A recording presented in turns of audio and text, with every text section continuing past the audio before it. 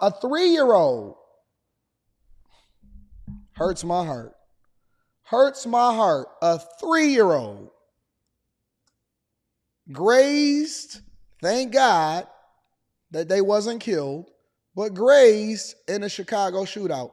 If y'all want me to stop talking about y'all cities, if y'all want me to stop bringing them to the front of the congregations, then we can't have 3-year-olds getting grazed and then having to live with that scar for the rest of their life as a result of being involved in the shootout in Chicago. Check it out. We want to begin with some breaking news. A 3-year-old is in the hospital this morning after a shooting in Humboldt Park. Asal Razai is live at Stroger Hospital where that child was taken. Asal, I got you, Ash. We know the boy is expected to be okay. Yeah, and that's the good news here this morning. We're told that 3-year-old boy was brought here with a grazed wound, thankfully in good condition at last check. Want to show you video we have of the crime scene. Police could be seen investigating at least 2 cars, a Chevy sedan with flashing lights. You see there, it appears the back driver's side window. Look at the baby seat. Come on, man, not the baby seat. Not the baby seat. If you see something and you see an old person in the car, you see a woman, you see a baby seat, even if you're a criminal, you're not supposed to be shooting up the baby seat. Not the baby seat got bullet holes in it. Come on, man. Come on, man. Let them live to see another day. Jesus. I mean, if you see the baby seat in the back of there, you probably shouldn't even break into a car, let alone shoot into it. We got the baby seat. Chicago, what the is going on? Was shot out. Tires of that car Jesus. Also appear to be damaged. At least one tire looks blown out. At one point you can see a car seat in the back of that sedan through the shattered glass. This is near the corner of Hayden and Costner. We're told the shooting happened around 10:45 last night. Police say the child was in the car with his mother when a man in a pickup truck fired shots towards them. They say the father of that 3-year-old child was shot was involved in some sort of dispute that led to this shooting. Police saying that shooter is someone that this family knows. The 3-year-old victim's left leg was grazed by a bullet, again brought here to the hospital in good condition at last check. Police say their investigation into that shooting continues this morning, and so far they have no one in custody. Of course they don't have anybody in custody, even though the family know the person that shot at him and shot the baby leg up. Not the baby leg. Good God. Just throw the whole city away and just keep him. Throw the whole city away. It ain't even nothing else to talk about in Chicago. Good God. Brandon Johnson need to focus more on whether or not the baby seats is getting shot up than what anything he got to say about Trump at the National Association of Black Journalists. Anyways, remember the off-duty cop that got killed, the off-duty sheriff that got killed in Chicago? Well, they finally arrested the guy that did it. And of course, it's the usual suspects. Take a look. Top local story. Charges have been filed against a man accused of killing Cook County Sheriff's Deputy Raphael Wardlaw. Christine Flores is live at police headquarters with the latest on this developing story. Christine? Oh, Dina and Pat, good afternoon. They got some big ones in Chicago. What y'all feeding these people in Chicago? The last one was the same. Hold on, let me pull up the last one. Give me a second.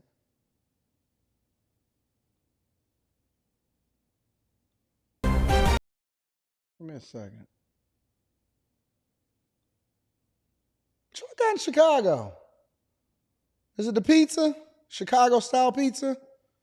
I know y'all got the thick pizza with the extra sauce on it and stuff. I'm sorry. For those of y'all that's new to this show, we get distracted because we look at certain things and we pay attention to the details. You're not going to tell me that my eyes ain't eyesing right now, all right? So I'm just trying to understand, is it the deep dish pizza? What is going on in Chicago? I know New York, they're not having this in New York. They moving differently in New York. They not having this in New York. What the hell is going on in Chicago? Good God. Let's get into it. We want to stick to the stories. We get a little distracted over here, though. Let's rock out. We have now learned 32-year-old Cordero Thompson, a convicted felon, faces multiple felony counts in the murder of Raphael Wardlaw. Now, Cordero Thompson faces multiple felony charges, including murder, attempted murder, and attempted armed robbery. The charges were announced during a press conference Thursday morning at police headquarters. Officials say it was around 1:25 Tuesday morning when Wardlaw stopped at a gas station with a friend in the 500 block of East 67th Street in the city's Woodlawn neighborhood when Thompson tried to rob him with 2 guns. Officials say firing off at least 69 rounds. Police went on to say Wardlaw fired once from his vehicle, striking Thompson in the leg. Thompson fled the scene and made his way to a hospital for treatment, providing false information and a fake alias. Officials say Thompson fled to a second hospital in a rideshare for treatment after refusing to cooperate with police and again provided false information. Thompson was arrested within 3 hours of the shooting. Losing one of your own is never easy.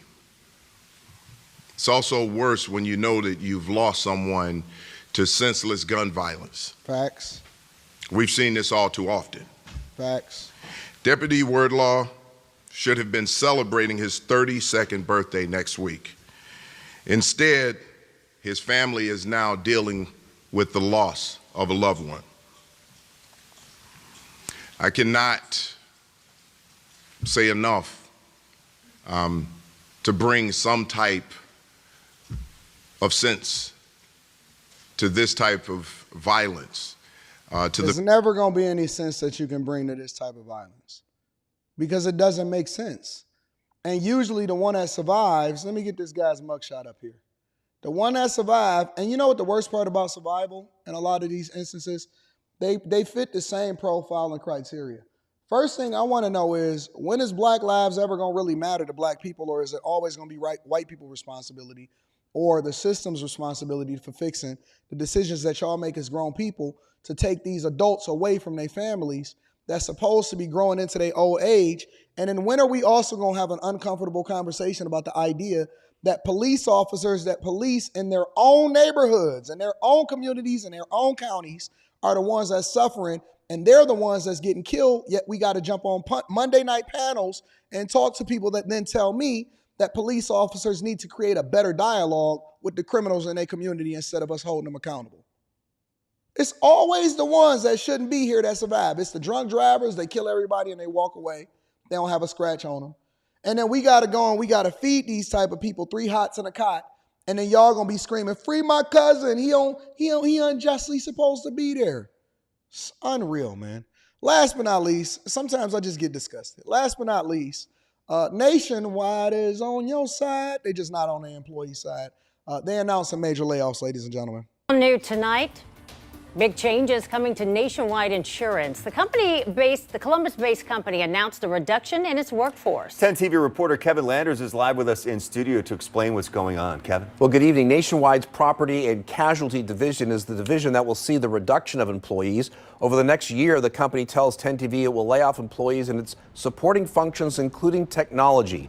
Nationwide says these employees were working on a hybrid schedule. How many employees will be impacted, the company won't say, only that approximately 5% of its property and casualty workforce will be eliminated.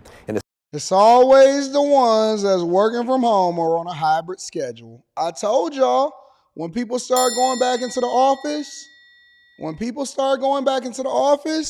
the ones that's going to survive is going to be the ones that's visible. It's going to be the ones that's visible. It's going to be the ones that add value. Sometimes it's just a numbers game, but I've been seeing layoffs everywhere. I'm going to read those super chats shortly. Statement to 10 TV, the company says, quote, this is due to a variety of factors, including associates voluntarily moving to other roles within and outside Nationwide, not filling open roles when possible, slowing business and underperforming lines, and operating model changes. We spoke to a local economist about the news. The weakness that we're seeing in insurance is concerning simply because insurance is such a major part of our economy, much more than average.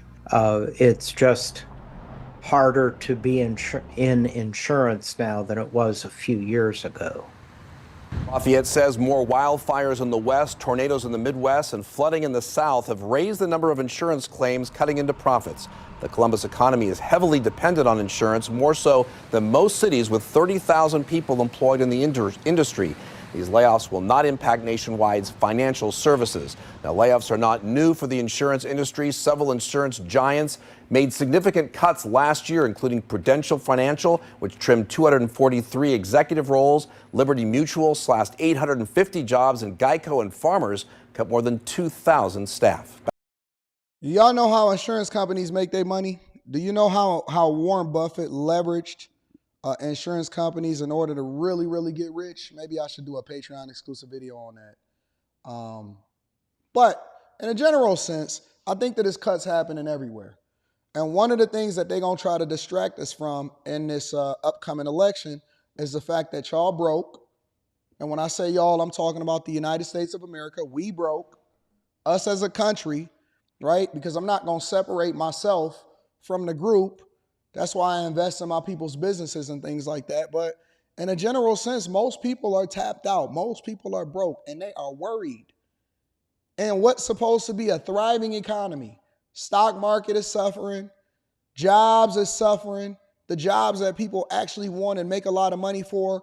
AI is coming in at the same time to replace everybody, and people ain't got no money, they ain't got no ability to feed their family, and you talking about unity? Man, listen, miss me with that. Unity is for rich people. Unity is when you ain't got nothing else to worry about. I'm going to just be honest with you. Unity is for people. It's quick hits. I don't want to get too deep in quick hits. But unity is for people that ain't got nothing better to do with their time. Because when you starving and you broke, and if you come from where we come from, that unity is out the window. We got to figure out how to go get some money. It's people out here tapped. Ain't nobody got time to be sitting here. I heard about Intel too. I heard about Intel laying off all of those people, and their stock price went down like 17%. That's why we got to have that emergency stock club over this weekend to figure out where it is that we can capitalize inside of the Patreon. Link is in the description as well as pinned to the top of the chat. But I'm just going to tell you on some real time, when people broke, you can miss us with that identity politics. You can miss us with the games. You can miss us with the free concerts. When people are tapped out, when people ain't got no money, when people are tapped out and they ain't got no money,